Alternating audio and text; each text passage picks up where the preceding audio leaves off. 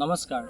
জীৱনত এনেকৈয়ে ভাল কাম কৰি যাই থাকা যে তোমাৰ মৃত্যুৰ পিছতো তোমাক সকলোৱে বাহ জনায়, তোমাৰ ব্যক্তিত্বত যাতে সন্মান জনায়। ৰতন টাটা এনেকুৱা এজন ব্যক্তি, যিজন ব্যক্তিক হয়তো দেশৰ সকলো হিন্দু, খ্ৰীষ্টান, মুছলমান সকলো পৰ্যায়ৰ মানুহে তেওঁক ভাল পাইছিল আৰু এতিয়াও তেওঁ আমাৰ মাজত নাথাকিলেও সকলোৱে তেওঁক ভাল পাই থাকিব। এটি দুখ লগা খবৰ যে কালি নিশা তেওঁ আমাৰ মাজৰ পৰা হেৰাই গ'ল। ক'বলৈ গ'লে এটি গল্পৰ কাহিনী ইয়াতে শেষ হৈ গ'ল, কিন্তু সেই গল্পটোৰ একোটা লাইনৰ যিটো শিক্ষা, সেই শিক্ষাটো আমাৰ মাজত চিৰদিনৰ বাবে ৰৈ গ'ল। ৰতন টাটা কেৱল এজন বিজনেছমেন নাছিল, তেওঁ আছিল দুখীয়াসকলৰ বাবে ভগৱান স্বৰূপ। তেওঁ নিজৰ বিজনেছৰ জৰিয়তে আমাৰ দেশক বিশ্বৰ ভিতৰত সন্মান দিবলৈ সক্ষম হৈছিল। সেয়া লাগিলে ফৰ্ড কোম্পানীৰ অহংকাৰ ভাঙি দিয়াই নহওক কিয়, আমাৰ ইণ্ডিয়ান আৰ্মিসকলক বহুতেই বেছি গাড়ী দিয়াই নহওক কিয়।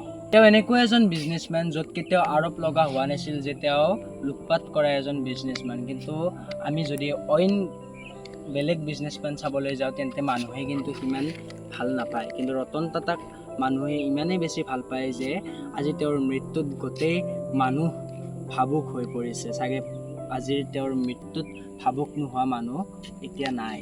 যে কি ধৰণে এজন সমাজ সেৱকে নিজৰ সেই কামটোৰ বাবে কোনো ধৰণৰ ক্ৰেডিট ল'বলৈ ৰৈ নাথাকি মনৰ পৰা কৰি থৈ যায়, সেয়া আমি ৰতন টাটাৰ পৰাই উদাহৰণ পাব পাৰোঁ। ৰতন টাটাৰ যি শিক্ষা, যি মানৱীয়তা গুণ, সেই যদি আমাৰ 1% থাকে তেন্তে আমি আমাৰ সমাজখনক এখন সুস্থিৰ সমাজলৈ ৰূপান্তৰ কৰিবলৈ সক্ষম হ'ম।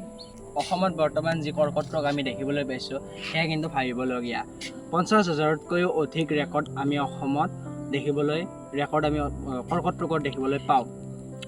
এনেকুৱা এটা সময়ত বিশেষকৈ আমাৰ অসমত কিন্তু আমি কেঞ্চাৰৰ ভাল হস্পিটেল দেখিবলৈ পোৱা নাই, যাৰ ফলত আমি আমাৰ অসমীয়াক ভালদৰে চোৱা চিতা কৰিব নোৱাৰোঁ।